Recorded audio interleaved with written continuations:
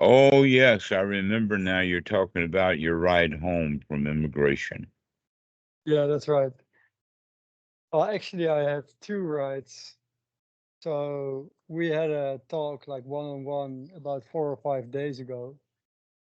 And the day after, I had to go to immigration to do my 90-day report, but Mm-hmm. something was like missing from the paperwork. I wasn't like properly registered.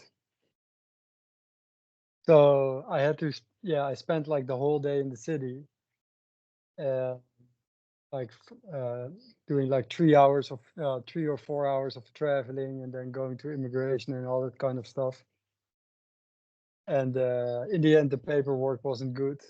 But I did notice like it's quite hard, or it's very easy to get distracted and to get lazy when you go into the city. Yes, getting distracted. That's one thing. Um, the Yeah, the thought now is that getting the correct house paper is easy when you know how to do it, or better still, you know Thai people who are willing to help you do it. yeah, That's basically the whole point. Is that house paper is that you are interacting and living with Thai people because your house paper is similar to their house papers, and they know how to do that because everybody has to have a house book. yeah. And all you have to do is get on some house book, and I suppose that any of the monks there can have you put on their own personal house book. Actually, we figured it out already. So they did properly register me after I came back from immigration. So I had to go back there again like a couple days later. And yeah, basically, before I went to immigration, I had like yeah, pretty strong gladness and uh, like almost every moment there was at least a little bit, and sometimes it was very strong, and sometimes it was like only a little bit. But for like 80 or 90% of the time, yeah, I would feel something like that. But I did notice that when I have to go like into the city, like 2 days, like I do like a lot of traveling, uh, bit of thinking and this and that, then you can easily like lose your sati, and there's like a Yes, lot of exactly. This is yeah, exactly why, especially for monks on Bindabad, even in the time of the Buddha, was why he would recommend to guard your sense doors. Don't look at the billboards. Don't look at the kneecaps. Don't look at the short shorts. don't look at the restaurants Don't and the look at the cigar shops. restaurants. Right. Don't look at their menus. Guard your Yeah, sense doors. Don't yeah, look at that stuff. It'll pull you right in. yeah, yeah. I feel like having things to do like in the city is really a skill to be developed. Like when I have to go to the doctor or whatnot, um, because the bus leaves like really early here from my wat. It stops like in front of the wat, so I don't really have time to go like on Pindabad um, before I take the bus. So I always get some food like in the city, and Not a good idea. yeah, it's like, yeah, I can see the dukkha in it. For example, yeah, 2 days ago, um, I went. I had to go back for the second time, and then when I was on the way there, I'm already looking on Google Maps, like where do I want to eat, and then Now, I'm like, here's the oh, trick. You yeah, can, in fact, if you have to go on a bus early, you can do Bendabad up until about 11 a.m. and the Thai people are going to be okay with that. But a monk walking into a restaurant, ordering a meal, and perhaps paying for it, that's really not acceptable. I see. Yeah, it's So take your bowl with you on the bus. In fact, you've got the bowl on the bus. You hold it like this and look down. Half the people on the bus are going to put something in the bowl for you while you're sitting on the bus. yeah. No Yeah, fair bowl, enough. no piṇḍapāt, no tambun, no saibat. Yeah. Yeah, that's not a bad idea. But Do actually, you have a bowl bag? yes. Okay. Do you have a yam bag? You mean like a side bag? Yeah, it's a bag, a kapow. Yes, that's it. You've got Ah, right. one, a Yeah, green I've got one. one. Green one, yes. Okay. So take that yam bag and take the your pot with you when you go into the city, especially if you have to leave early. And then you can Actually, just get off the bus and stand right where you are and hold that bowl, and people will come and put stuff in it. I've never done that before, and I know you're Western, you're not thinking.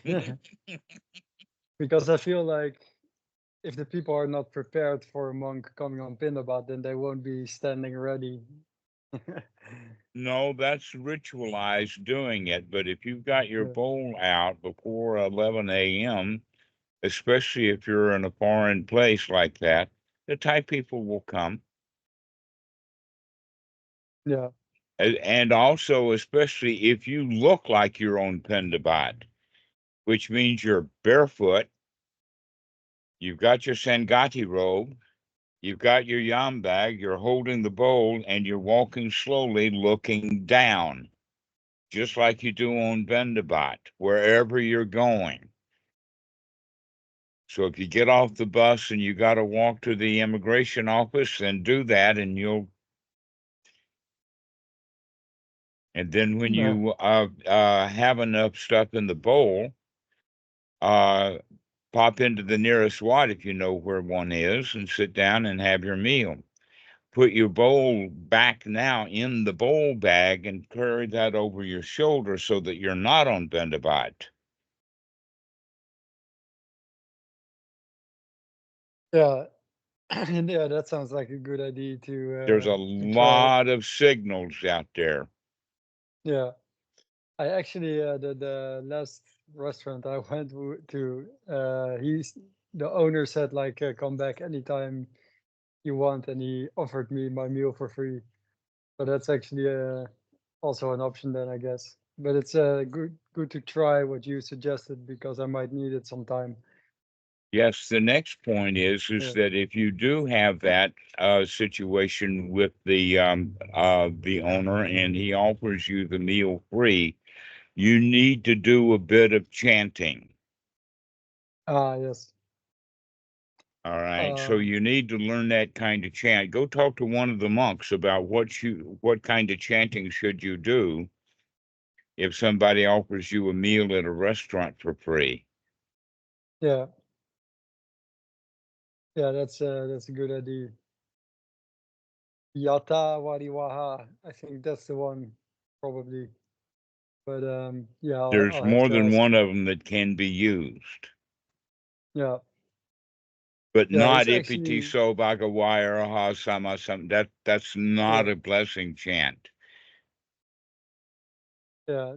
The owner is actually he's Indian and Oh, so he's not from the so Sikh. tied and not so stuck into that ritualized system. Okay. Yeah. So I don't know. I feel like it would be a bit out of place for him, maybe. Or do you think we No, should? no, no, it No. would be no, it's showing graciousness. Yeah, that's true. Yeah, that's a good idea. I'll do that next time. Okay, so I already also have another question, and that is about the fourth and the fifth feather. And can you talk a little bit about like what is like the path knowledge and the fruit? All right. of Okay. the, you call it, I think you call it a bit different than when I read about it. I think Bhikkhu Bodhi translates it as Sakadagami, but you call it as Sodapanna. I'm not sure. Yeah. Satagami or Sotagami. All right. Ah, okay, right. All right. So that's Sotapan, Sotagami, Anagami, and Arahant. And each one of them has both path and fruit. And the fruit of one leads to the path of the next. All right. Immediately or not Well, necessarily, right? it can be immediately. Yeah, It depends upon the mind state that you're in. Okay, so let us review the point then about the Sodapan is the one who is eager and joyful, delighted in the Dhamma, and wants to practice it all the time, even when he's going to the city. And that's where that fourth and fifth fetter are going to come into play. All right. A yeah, lot of people, in fact, I think a lot of it has to do with Christianity, and so the Westerners are much worse at this than the Thai people are. Um, the beginning of the path, when one is either not a Sodapan or just at the first part of the Sodapan, the path of the Sodapan, they think that they have to be working on the fourth fetter, and they will get distracted from that rather than just having wholesome thoughts and whatever like that. So once one is dedicated, that's when that sense restraint is no longer um, in the. There are sutras where it talks about that one of the first things that they do is a sense restraint, but that kind of sense restraint means to stay in the what. right. All right. But the kind of sense restraint that we're talking about after one becomes a sodapan and has the fruit of the sodapan, now we are eager to guard the sense doors wherever we may be, so that we can begin to tear down that fourth and fifth fetter. Okay, sensual desire, ill will, all of that kind of stuff. So when you're in the what, there's not a whole lot of stuff to be having ill will about. We got to get over that. But when you're out in the jungle, there are things that you can pick up, especially if you're, well, in the what?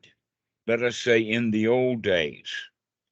You can, in fact, if you're on your cell phone, start watching politics and get upset and uptight about it. Yeah. All right. That's that fifth fetter. And we need to see that and says, oh, it doesn't matter. I can handle that. Not an issue. The same thing with the sensual desire that when you're in the what, all of the women are well covered. When you go to town, you got you got to stop going to town on them. You Yeah, have to guard the sense doors carefully then to avoid that fourth fetter. Now, the point yeah, also about that fourth and fifth fetter is that this is where we can use language that's not appropriate to introduce it, and that as you need to learn to forgive yourself, or you need to learn to love yourself. But the better way of saying it, I think, would be to nurture yourself. That in fact, if you are out on piṇḍapāt or out on the road or out doing visas and things like that, be generous and kind to yourself, knowing that being out there is dangerous. Yeah. And so you want to take care of yourself like you'd take care of a little child that's out in dangerous places. And so that's what that fourth and fifth fetter are all about, and that they do come in in that order. I have seen that myself, but it's also showed very specifically in the suttas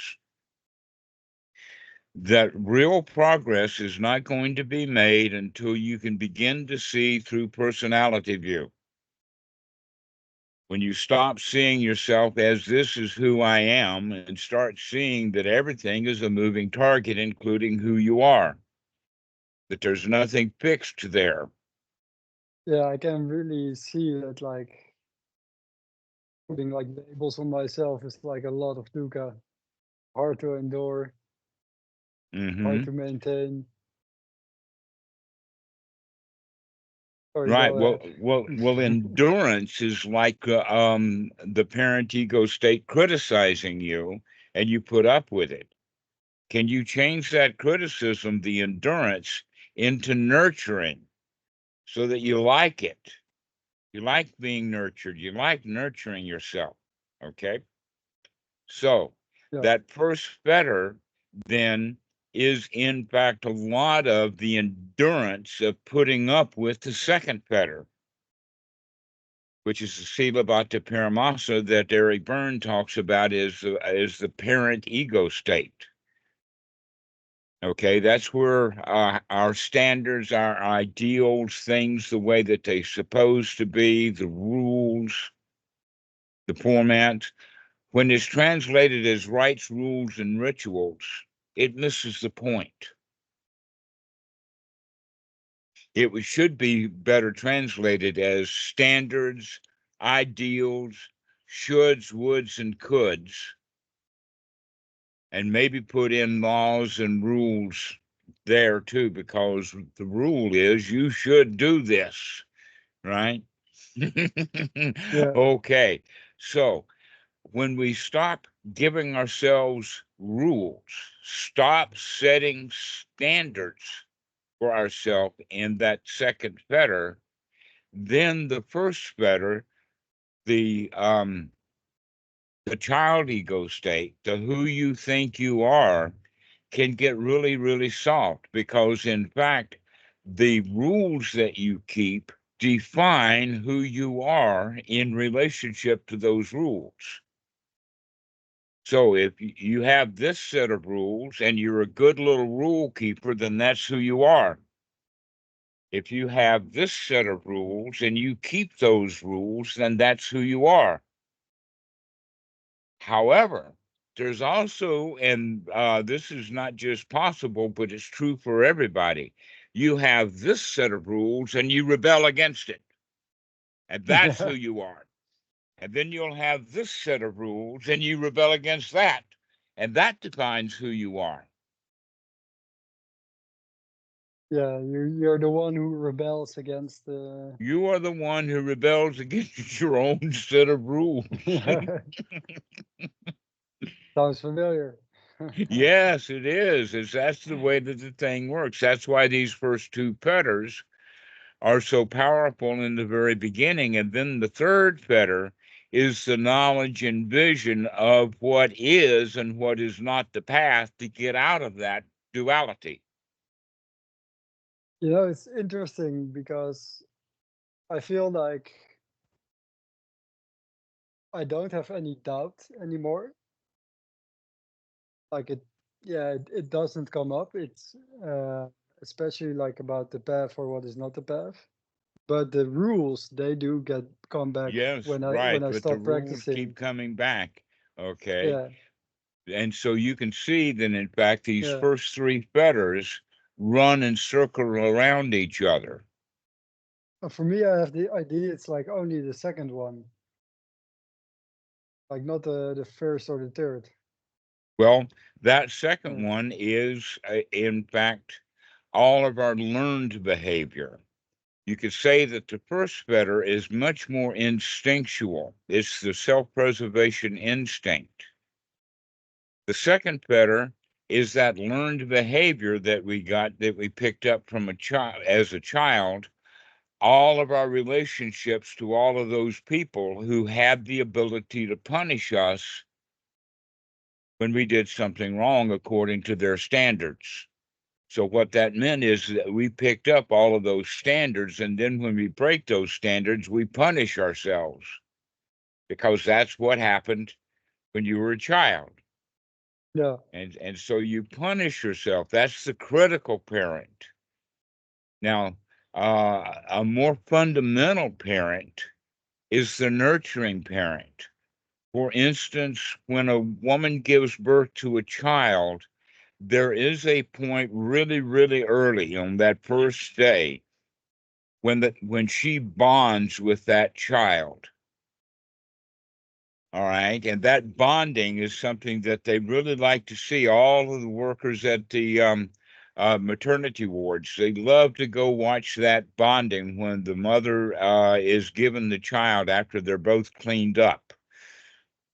Okay. Now, in the old days, the cleaning up process was not done by doctors and nurses on either the woman or on the infant, that the mother cleaned up the infant herself, which was actually part of the bonding process. So they actually charge money to do damage in Western hospitals. Mom should be Yeah. given that baby right out. Quite a bit of money too. Not right. That in fact you don't even get the doctor to beat the child's butt. You just take that child with the umbilical cord right there and give it to the mom. Let her hold it, let her nourish it. Okay. So this bonding that we're talking about is something that you need to do with yourself now. To bond with yourself, to nurture yourself, to say everything is all right, everything is okay, not a problem in the world. You can't break a rule because there are no rules. The funny Yeah. example of that is that it takes 2 or 3 days after the child has started to nurse before that first turd comes. And in Well, that's many, quite many, quickly. pardon? That's quite quickly. Pardon? That's really fast. Only 2 or 3 days. That's Sometimes a nothing. little longer. Yeah. Depends upon various factors and situations. But yeah, at least 2 or 3 days, sometimes a little longer than that. But when that happens, many, many ancient societies, even I think in the Jewish society, they relish that, because that proves that the child is his bowel system is functioning properly. So that first turd, it's almost like they bronze it, like they bronze that first pair of shoes, right? But if that kid grows up to 16 years old, if he dumps a turd on the floor in the front room, they're not going to nurture him anymore. They're going to criticize him. Okay. So that's what the problem is there's a transition period from the nurturing into the criticism. And we spend most of our life in criticism, and only the very early part of the life, if we were lucky, gets that nurturing. And we have to bring that nurturing back. Yeah, I really started seeing that as well, because like yeah, the first time I went, okay, so I had 2 times going to immigration, and the first time when I went, I got like a lot of food, and I put like a lot of effort into it, and I really had a bit of like the attitude like, oh, I'm here now anyway, so I'm gonna get all the joy I can from it. And then, but my sati was like really still really strong. And then I started to realize like how much effort I was putting into it and how much I was not enjoying it. And then even when I got back to the what, like I had bought a cigar, and even even though everything was like really as I wished it for. I could really see like the clinging, that even though everything was like how I liked it, I was already thinking about, oh, in a few hours my cigar is finished, my food is finished, and this and that, and I already started to see the clinging and the fear and this and that. No, then I was like, oh, this is a broken shovel. This is a broken couch. I don't know if you don't know that sutta, but like we cling to things that we think are good, but they are really not good. And Mm-hmm. I started seeing that like right away. And normally I would not see it because I would be like too infatuated with it. And but now I could really like yeah see that there's really nothing to it. I could see the three characteristics like really really clearly. So like even like the same evening, I was like the pull to practice Dhamma was so strong that I just like it started to become stronger at times than my yeah than the pull for like the sensual pleasures. Right. That's And that third fetter of that knowledge and vision of this is the way to live. yeah, And that way is not the right way. The Eightfold Noble Path, that's the deal. exactly. And but yeah, of course I also did notice that like I do have to keep practicing because that pull to practice Dhamma it goes away. But I did notice like a big reduction in my clinging to like sensual pleasures. So the second time I went back into the city, then I was like, oh, you know what? I'm gonna nurture myself and I'm not gonna do anything that takes like a lot of effort. So then I was like, oh, I really feel like eating pizza. But I was like, oh yeah, it's far away. Like I'm not even gonna bother. I'm just gonna do something that's really easy and take it Mm. like really easy. And like I didn't buy any cigar or anything like that. I didn't take any foods back to the wat, like any snack or anything like that. So I do notice already like a big difference. And even when I was walking in the city, I can tell that, yeah, that I can practice and I can nurture myself here and there. Like it's starting to seep in, but it's not strong yet. Like but it's interesting to see, I guess. And do notice like some progress. I just got to keep going. Yeah. That's the quality of picking yourself up, dusting yourself, and just boogie on down the road. Yeah, there's really like a sense of urgency now. Like I can really tell that. Yeah, I feel like I'm at a sort of like a tipping point where I can really finally start to see that the Dhamma is like more attractive Hmm. than all the other things. When we watch our language, we begin to see that maybe the right word is not urgency, but rather seeing the danger in not paying attention. Yes, I can really see the danger now. You can see that danger. And so we're on guard. We're out there looking. We're going for that quality of stopped actually to stop judging that this is a paradise. Everything is already okay. All right, and that's just part of the so then we can look at the fourth step with that uh those first three fetters in the Kansambian Sutta, number 48. The fourth knowledge then is it's spoken of in the sense of the confessional that happens at the Patimokkha. How many Patimokkha have you done? Quite a few, like every 2 weeks. All right. So you know that there is a chant that you do with a senior monk. But he has a part and you have a part, and you do that chanting before you go into the Patimokkha ceremony, right? Okay.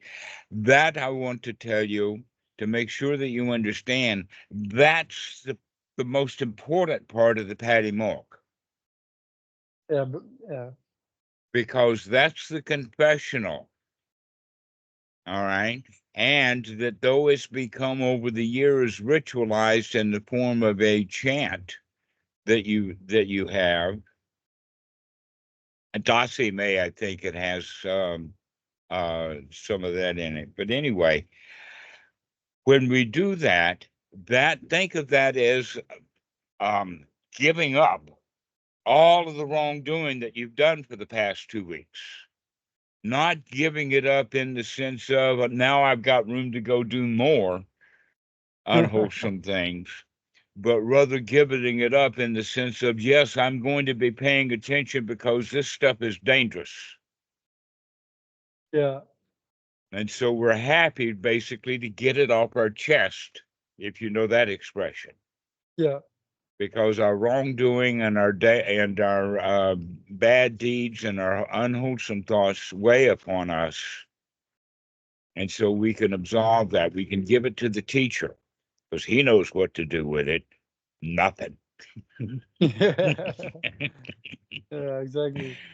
All right. And so that Yeah, confessional is actually quite important, because once we get over fussing and fighting and fuming at ourselves for our own wrongdoing, you see, that point that I'm making here about that confessional is actually what cleans the pot after it's been emptied of that second fetter.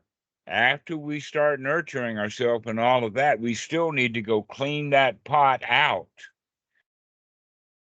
And that the cleaning of the pot is part of that Patimokkha ceremony of doing that confessional, of getting rid of the last bit of grit and grime that we have. So now that we're looking at it from the Sodapanna point of view and having that sense of you're calling it urgency or a sense of danger,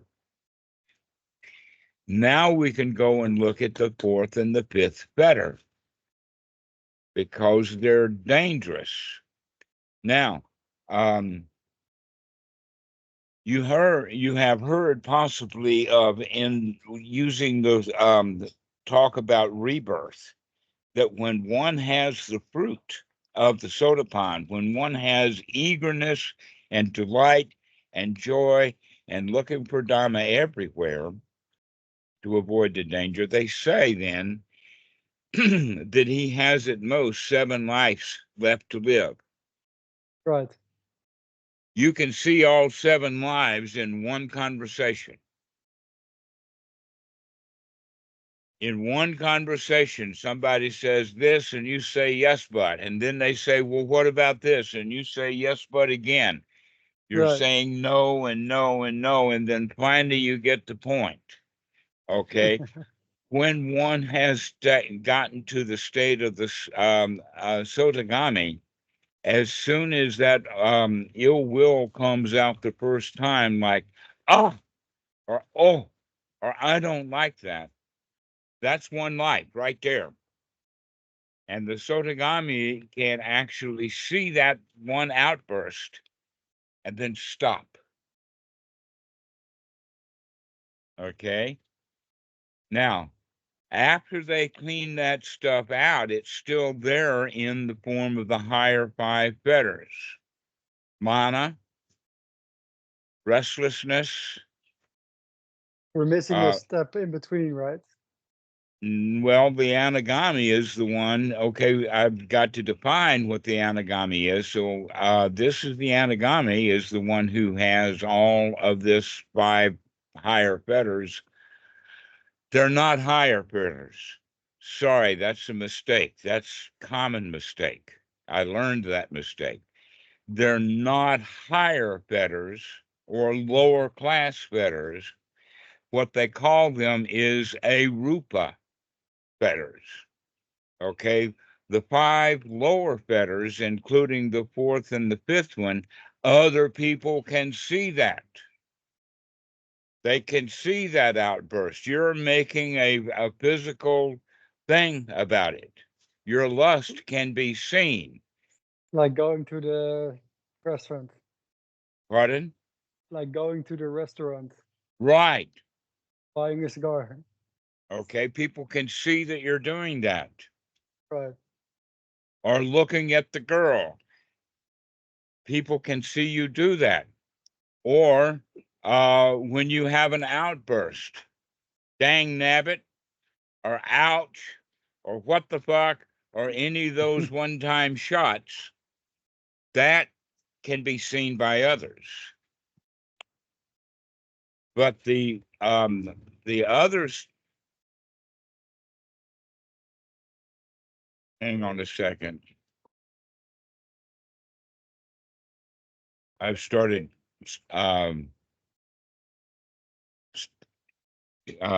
declining calls when I'm talking with others, especially. Okay, so I'll talk to Drew later. Yeah. So back to this issue of the dealing with those fetters, the arupa fetters is things that actually happen in the mind, but you stop them before they have any physical outward display. Completely mental. That's why they're called arupa, is that they have no form. All right. So if we have jealousy,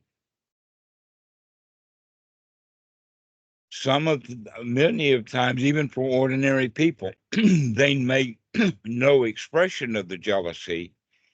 But if we do make the expression of the jealousy, it's almost always in the form of the fourth or the fifth fetter.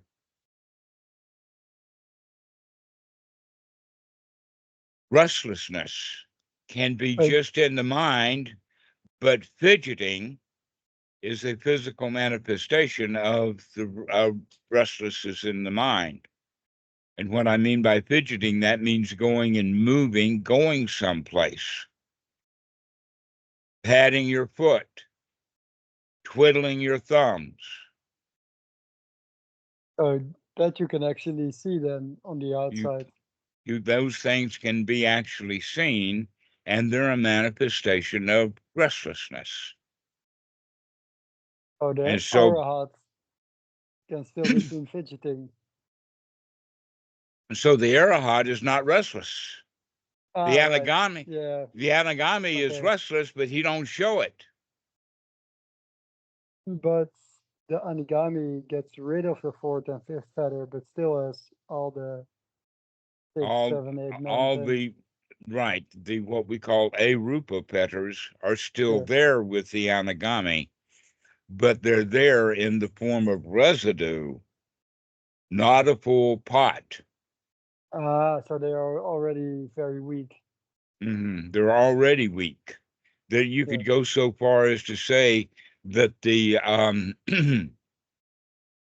that's the difference between uh, the Sodapanna and the Sodagami, and the Anagami is that for the Sodapanna working on those fourth or fifth fetters, they're still very strong. What that meant would be, let's put it this way. I like that idea of talking about a pot full of crap. Okay. Ordinary people, they have so much crap in that pot that they need two pots to hold all their crap. All right. So the Sodapanna is the one who begins to empty it out so that his pot is only about a third full. So when we then went now the Sodagami, the fruit of the Sodagami becomes then the path of this the Sodagami.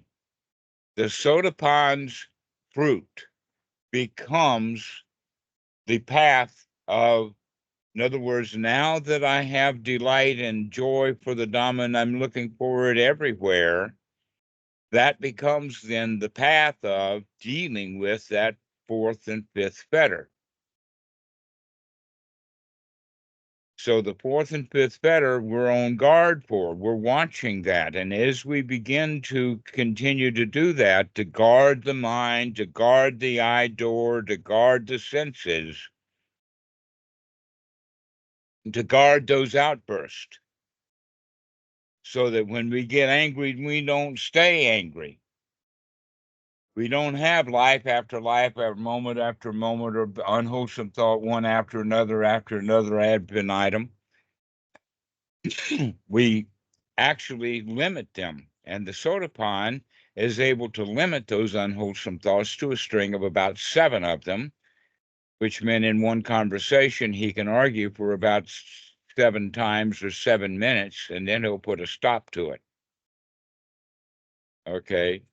And when we deal then at that next level, when one becomes the fruit of the Sakadagami, that means now that those fourth and fifth fetters have gotten quite weak. Another way of saying it would be that you have finished your meal of that pot, and all that's left is a bit of rice over here and a bit of stuff over there, and it's basically it's ready for the dog to lick the plate. Yeah. Because you've eaten almost all of it. Very little is left. Yeah. And so with the Anagami,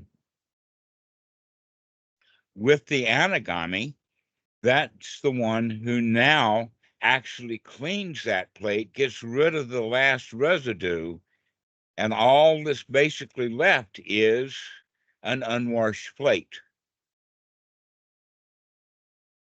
And then the fruit, and this is the way that I would say it, because I'm not really sure of how to explain it any other way. So the fruit of the Anagami is cleaning the plate.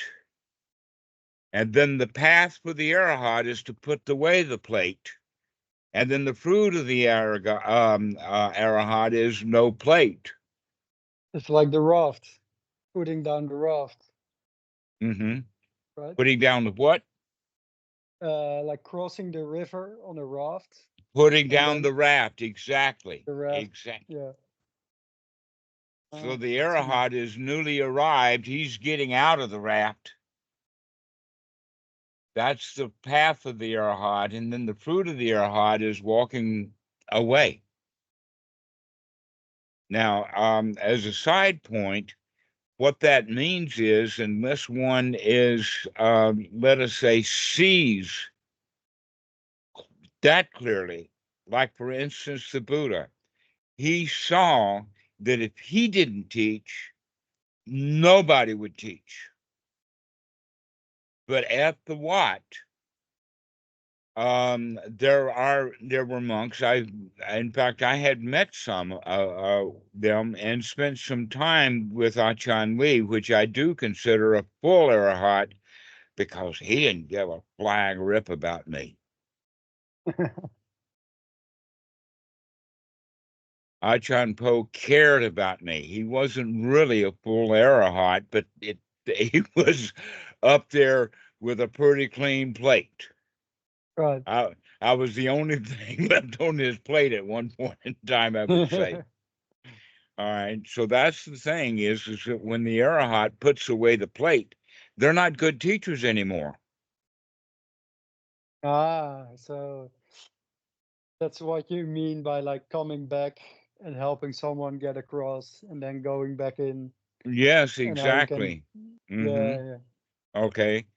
yeah. So it's a revolving door. That's the job of the Sodagami and the Anagami, is they've still got enough stuff left that they care about others and they're willing to teach.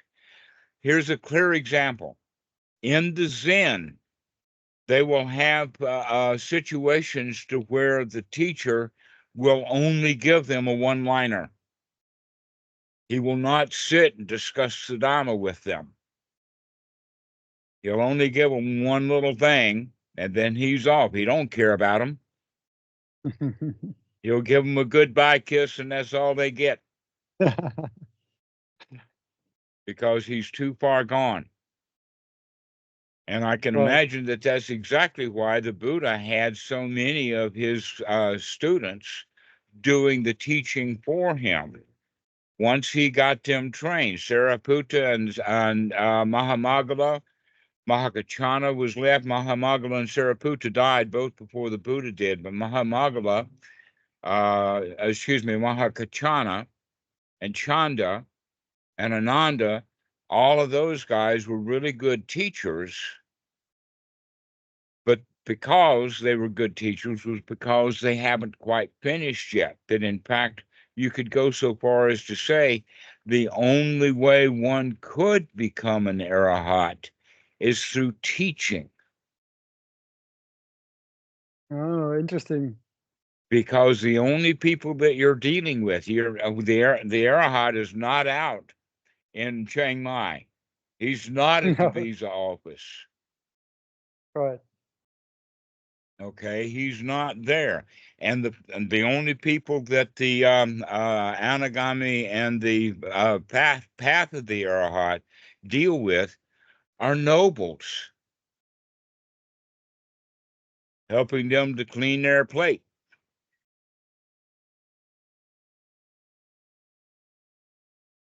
There, yeah. And so it kind of looks like this.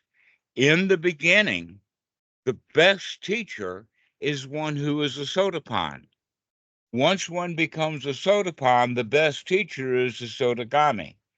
Once you become a Sodagami, your best teacher is an Anagami. And once you become an Anagami, your best teacher is going to be an Arahant, just to watch him do nothing and you do it too. Yeah. But the Arahant cannot do nothing and get an ordinary person to start emptying their pot. Yeah, that seems quite difficult. Mm-hmm. Going from 0 to 100 in one go, like learning from going from crawling to running. You can't Right. learn that in You one go. can't do that. Right. So you do not go to a world champion 100-yard dash winner to teach your child to stand up and walk. Yeah. That anyone who can walk can teach a child to walk. Any high school coach can teach a kid to run, but it takes a master coach to teach a kid to win the state championship. But then it takes even a better coach to teach someone to win the world title. I learned that, in fact, really, really interesting because I had a pretty good piano teacher. She had newly graduated from college. She was very good at the piano. And I learned quite a lot of stuff from her. I mean, Flight of the Bumblebee and Chopin etudes and some Franz Liszt and other things like that. And then when I went to university to take the entrance exam in the Bachelor of Arts degree, you had to already have learned to play the piano. And when I performed one of the pieces that I had learned from this teacher, he refused me. Chopin. In fact, I remember it specifically. It was Chopin Waltz's C sharp minor, and my fingering was wrong, and it didn't sound as good. And so he refused me. And so then I went to another teacher. In fact, I remembered it. I mean, I was dejected, and as somebody had reminded me of this guy, he didn't live far.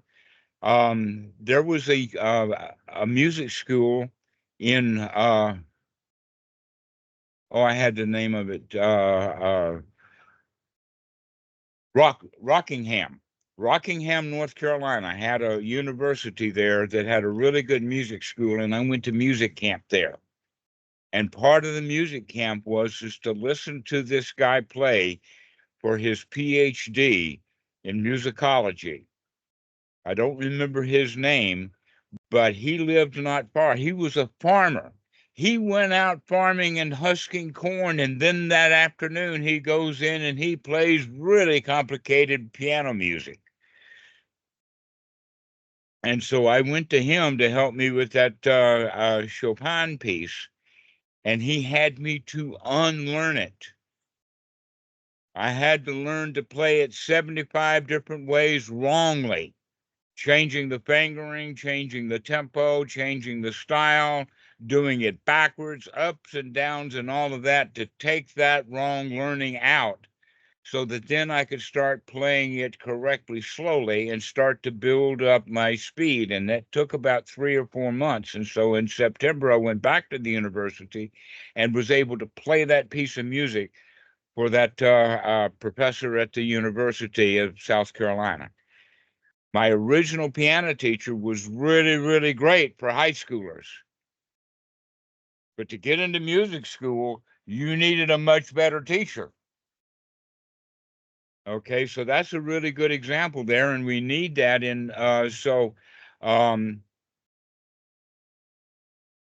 this is, let us say then that Goenka is really kind of good at ordinary people, to get them started, to help them clean their bowl out, working really hard at it. But once you start to getting cleaned out, you need someone to help you clean out better stuff. In other words, you need to learn to love yourself. You need to learn to nurture yourself. You need to learn to come out of those first 3 fetters. And Goenka's method don't help doing that. About the best they can do is to get discipline going. But we need to give up that discipline eventually and exchange it for enthusiasm. And so this is part of the reason why they call it a gradual path. But it doesn't have to be. Go ahead. Yeah, I can, I feel like I just started seeing the dangers. Like for the first time, I started actually like really seeing like really clearly the 3 characteristics, really clearly seeing the clinging and all that kind of stuff. So like I guess I noticed like a big reduction in like sensual desire and ill will, but it was very short-lived because because I guess I got to a conclusion, and because I just don't know, or yeah, I feel like there's a bit of like a belief in me that I am not strong enough yet for the outside world. Like Yes, inside I the what agree. is yeah, Go stay in the and Wat. That's why they want young monks to stay in that Wat and not put them out there, because they don't have the skills to guard the sense doors yet. yeah, like I mean, like in the what, it is so easy for me. Like everything is just a breeze. I'm really, really enjoying myself. Everything's okay. Everything's easy. But as soon as I go out and like I have to go by myself, I have to travel a lot. So you get really weary and then you get tired. It's just, but luckily And all of that I input got, is actually tiring. yeah, The well, stimulus, all of that stimulation. Can you, in I, fact, guard your sense doors so that that stimulation does not get in? yeah, I'm like in those open, like an open bus. So you have like the heat, you have like the traffic noise, and it's bombarding like the senses. That's a really And good point that you just made. That's a really good analogy, that you've begun to build a box while you're in the Wat. But when you go to town, you recognize the lid is not on it. yeah, You haven't learned to put the lid on it yeah, so that you can stop all of that sensual input. That's what, by the way, leads to restlessness, is sensual input. Going to town. When you go to town physically, your mind goes to town too. yeah. But yeah, like I have to do it sometimes. And especially when you have to go like 2 full days, like it gets tricky. But use that as an education. Yeah, Nurture yourself through that. yeah, Recognize that you can handle that. And yeah. when you can't handle that, you can handle that. You can't handle that. That's where I'm at now. I can handle that. I cannot handle it. Like I'm like I don't beat myself up about it. Um, like I've really given that up for now. Mm-hmm. But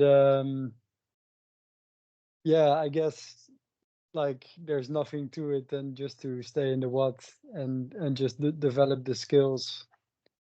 And one thing I do want to ask is why the distinction between the Sodagami and the Anagami? I don't. I find it quite a strange distinction because one is like weakening. It's actually looking at a process. Hmm.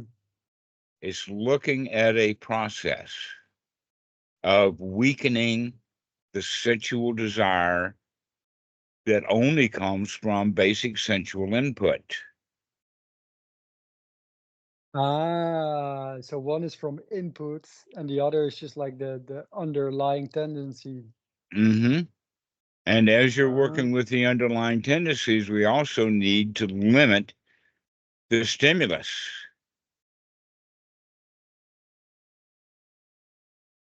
to have less and less stimulus. yeah, Okay, so that's the real guarding of the eye door that we teach the beginner, except that the beginner now it's a duty or it's a devotion or it's a dedication. And when you get to the state of the Sodapan, excuse me, the Sodagami and the Anagami, it's that you see the danger immediately. You can see it.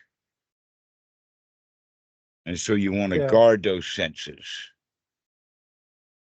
yeah. Because for me, like in terms of like sensual desire, it has been like for me, it has worked well, like inside the what, because as soon as I catch it, I know to restrain myself. But it's really like because I know intellectually know I have to do it instead of like direct experience in seeing the danger. Well, it's starting to come up now. Really, I could really tell that before I went to immigration the first time, I could really tell Vipassana is really kicking in. Like, and that's where it comes from for the Sodagami, I guess. Is it has to come from the Vipassana, right? From the 3 characteristics, eventually. Mm-hmm. That's what Right. sees the. That's how you see the danger, isn't it? All right. Well, yes, we can actually talk about it in the sense of the 3 characteristics. So you're in the what? You go to town, and nature, things are changing. In town, Yeah, things are changing a lot.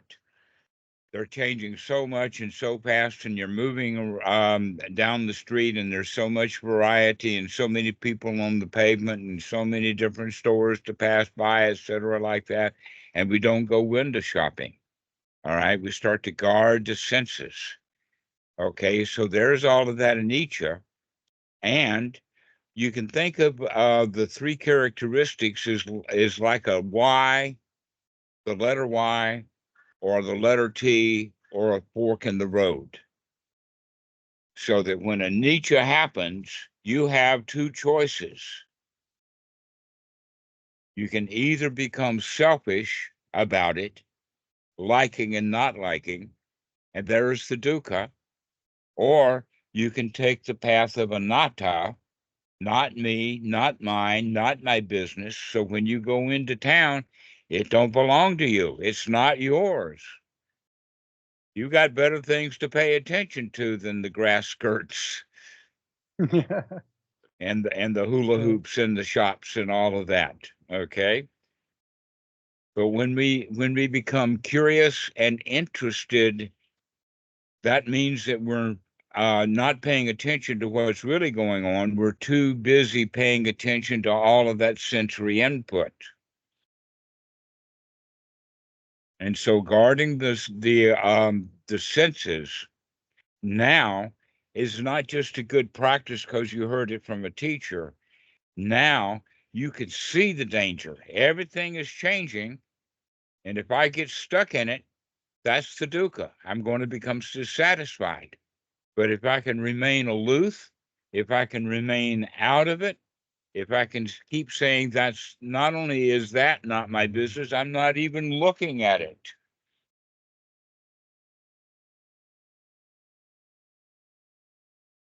That's good. I'm gonna do that. That actually brings up one last question that I had, and that is I'm gonna use the forbidden word first jhana again. But It's not a forbidden word, it's just completely misunderstood. okay, All right. let's just So let say us say then that the first jhana is what the state that we want to be in throughout this entire path that we've been talking about. The first jhana will gain the first jhana has that quality of I know that no matter how obstructed my mind gets, I can get out of it. yeah, The that's first what I jhana wanted. has also the quality of um, eagerness and delight. So the first jhana is really wrapped up with the Sodapanna. Now, being on guard and watching it over and over again is the applied and sustained thought and keeping the mind wholesome. So, in fact, the first jhana is exactly what one needs to be able to become and the fruit of the Sakadagami. And the same is true for the higher states. So, is first jhana every step of the way. You don't need the higher jhanas. I used to think so. I used to think that you had to have at least the second jhana in order to go to nothing. But even in the first jhana, we can have a whole lot of gaps in those thoughts. And when we come back into thought, the thought that we come back to is just another wholesome thought, not putting anything in that pot. Keep cleaning it out, but don't put anything new in it. That's what it takes for the first jhana, is stay out of unwholesome thoughts. That's what I don't understand is you say usually when you describe first jhana, you say it's one wholesome thought after another after another. Um, but sometimes you also say like, is it that unwholesome thoughts still come up, but you see them immediately, like the Mm-hmm. next mind moment, and you immediately change them? Is it? That's, you could also say that the jhana states have a path and a fruit. The Okay. path of the first jhana is when it's intermittent, that you have to sit down and calm your mind down. But the fruit of the first jhana is when there you are. You keep coming back over and over and over again until you can begin to start walking around, talking to other people, and still be in that first jhana. So it's So not the Arahant's necessarily. going to be in solid first jhana all the time. He's got no unwholesome thoughts. He's got nothing to put back on that plate. He doesn't even keep the plate around, but he doesn't have to be in any of the higher jhanas. Yeah, because the Buddha says that anapanasati quells on the spot unwholesome states as they arise. So that's, you know, I was kind of like reflecting on it, uh, like on my own practice. And I felt like, oh, I'm actually like spending really little time actually completely without unwholesome thoughts. But what actually happens is that for a lot of the time when they arise, I immediately see them, immediately change them, so they don't really Mm-hmm. hit me. So I was kind of confused, like on the definition, and like I don't get wrapped up in this, by the way. Like when I'm when I see, but I just want to like reflect on it because I don't really understand the definition. Like, is it, so it's not really to be completely without, but just like seeing it as soon as it arises. That's Well, already, think of yeah, it kind of like the process that you could say that it has some qualities of sportsmanship as well. Okay, and so let's use the example of dodgeball. The beginner can't play dodgeball. yeah, Any criticism at all is going to hit him square in the face. yeah. Anything that happens is going to be me. I've got it. He criticized me. And then the anger and the frustrations and all of that happen. As we progress, we begin to see that ball coming, but we're not fast enough to get out of its way. So we might get hit on the arm, and then later we are so successful at dodging that ball that it only brushes by. Maybe we only feel the wind of it. But then when we're fully skilled, we see that arrow being launched or that ball being thrown, and we're gone. It doesn't is nowhere near us. We become truly that moving target, so we can get right out of the way. So that's the process from getting hit fully in the face because we're not watching what's going on, to be able to see it coming too slow to be able to get out of its way. And then we begin to see it coming faster, or we can see it sooner, and we can get almost out of its way. And then later, we're nowhere near them people who playing dodgeball. But This is the w- process that's the training. The gradual training is to be able to see it. so even at the end stage, there are still unwholesome thoughts, but they don't hit you at all. Is that how you can No, see it? the unwholesomeness now becomes almost always from the outside because the Anagami is the one who is actually cleaning that plate out so that he doesn't have unwholesome thoughts much anymore.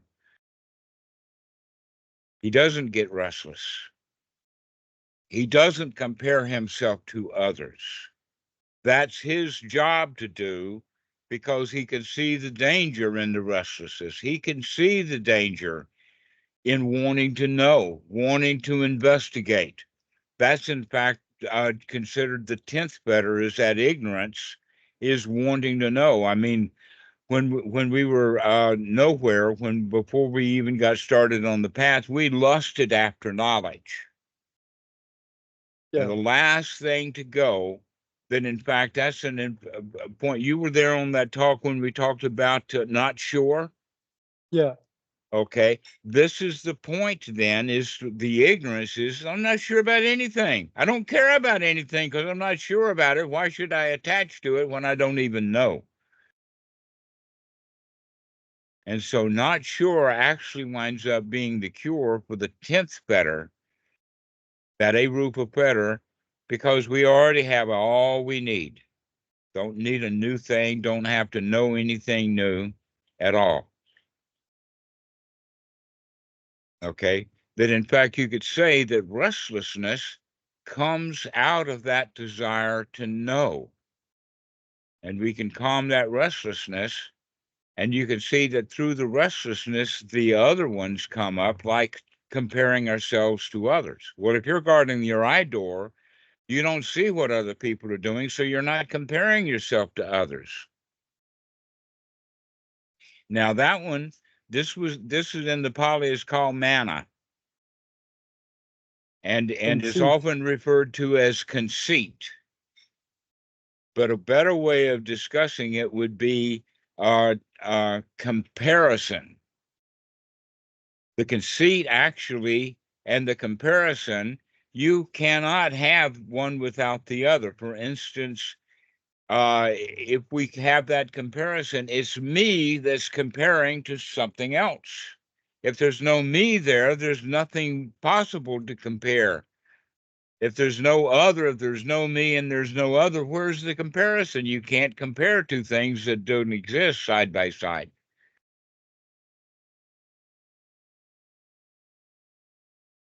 Yeah, that makes sense. And you make up your own rules, right? In the beginning about Yeah, how to and compare, and then you stop comparing at all. What's the mm-hmm. point?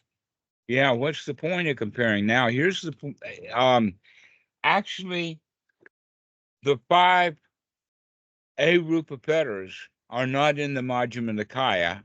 They're not in the Udana. They're not in the Sutta Nipata.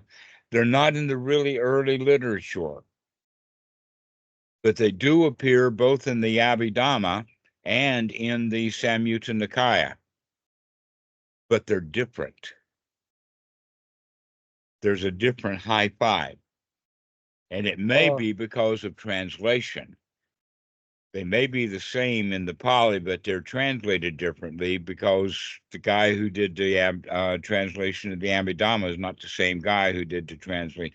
And then, in fact, I only know of the translation of the Abhidhamma from the Pali Text Society, to where the Samyutta Nikaya has several different Western translators. So, the issue is the word jealousy and the distinction between jealousy and envy. Do you know the distinction between jealousy and envy?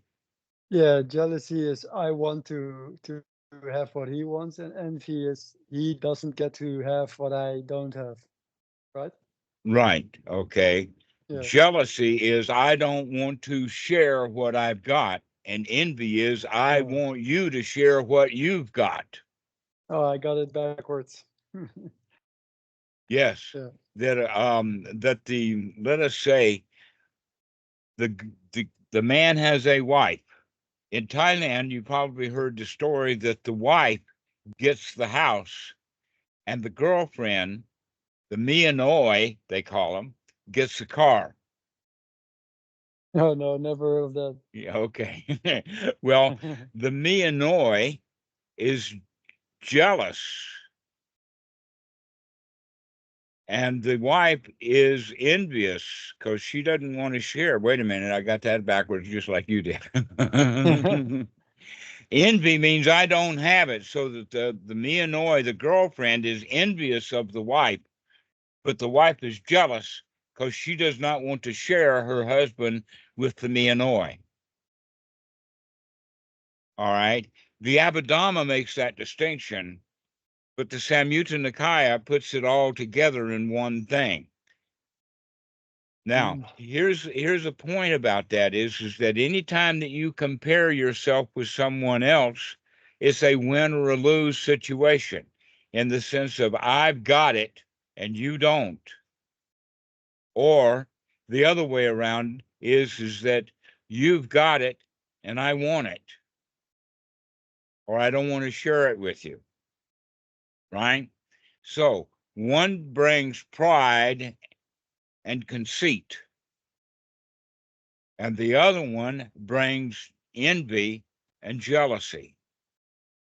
But if you don't compare yourself to other people, then there is no pride, there's no envy, there's no jealousy, there's no one up, no one down. And it's such a disgusting thing when you see it.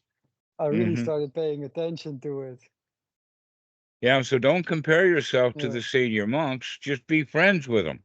Don't be envious of the shop owner that feeds you. Yeah. Oh, he's got a restaurant and I don't.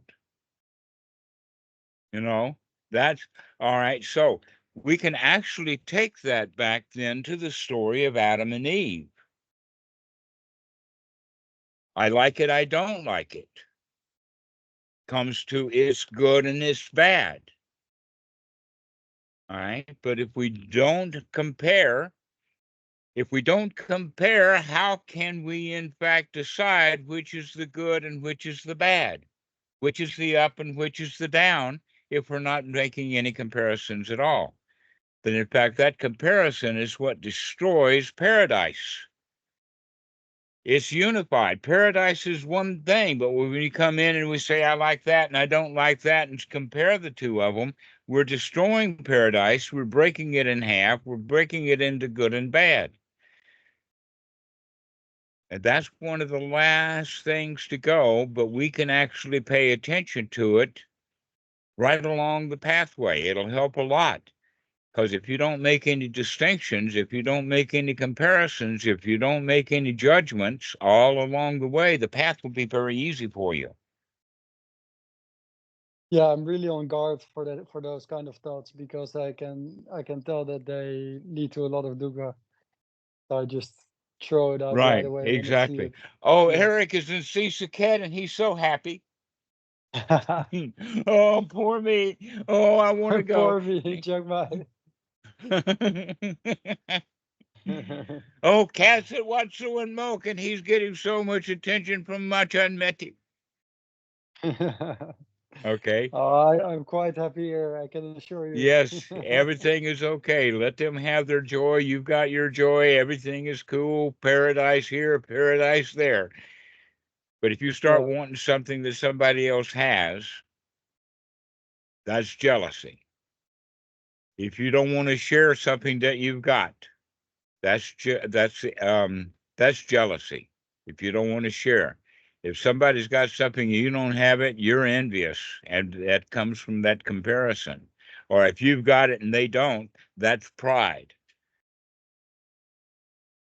So that mana, that conceit, is actually built into comparison. We stop comparing. We stop looking for good and bad. Everything's already okay. You've heard me say that so many times. yeah. It's actually when I hear that thought in my mind, when I try to use it, then I've used it too much that it doesn't it doesn't work for me anymore. I've got to use some other inspiration in the sense that it is more like a ritual than I don't know. What are you talking about? Like everything's already okay. When I use that thought, then for some reason, It's just a thought. It's an intellectual thought. It's not, wow, everything really is okay. yeah, yeah, That we need to let that seep in deep. And that's the yeah, whole point about the comparison. Stop comparing with things. If yeah, you compare, you're inviting dukkha. yeah. I mean, more like just from experience that some kind of thoughts, they help more to get the mind get into a wholesome state than other thoughts in terms of wholesome thoughts. Put Hmm. it like that. Yeah. Yeah, So in the beginning, it's nothing but a wholesome thought. yeah, Actually, after you get well practiced, it becomes your lifestyle. yeah.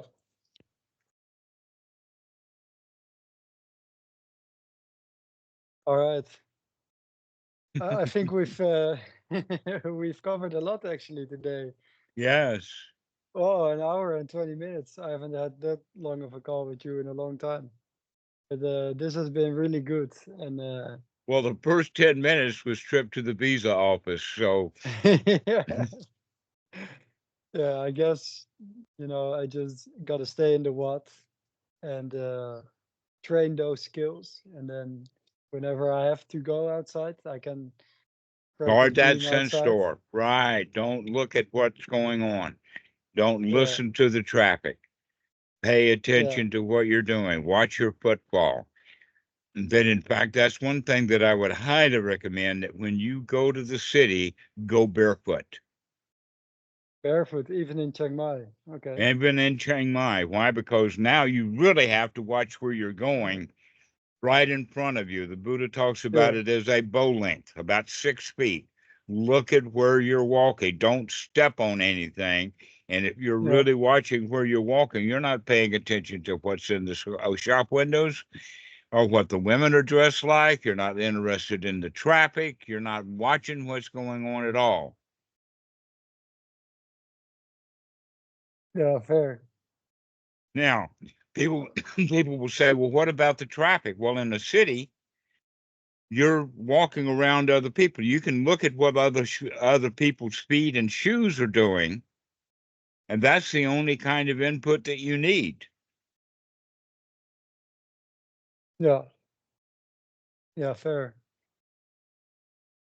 I thought it was forbidden because it's like an austerity that you can only do it on Bindabad.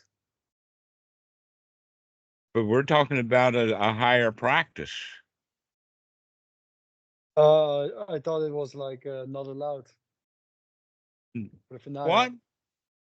No, Because no. Footwear is actually that's why even in the Vinaya they have no covered shoes, no boots. No, you never saw a monk wearing cowboy boots or high heels for that matter. They're always wearing open-toed sandals. except in England, but yeah, in Thailand, you're right. Well, can you wear open-toed sandals in England? Or better As still, none at all. No socks. Let the English weather, you can handle English weather. I would not recommend going to Alaska with no socks, but I have, in fact, been to, in the wintertime, into Rhode Island and not worn socks. yeah, yeah, that would be an interesting training. Also a skill to be developed. But first, I got to get used to the cold showers in Chiang Mai. They're nice. Yeah, All yeah. right, well, let's finish All this right. off. We'll see you Yeah. later. Thank you so much, Dhammarato. We'll be in touch. Oh, this has been All right. delightful. Yes, for sure, for sure. All right. See All you right, later. bye-bye. Thank you.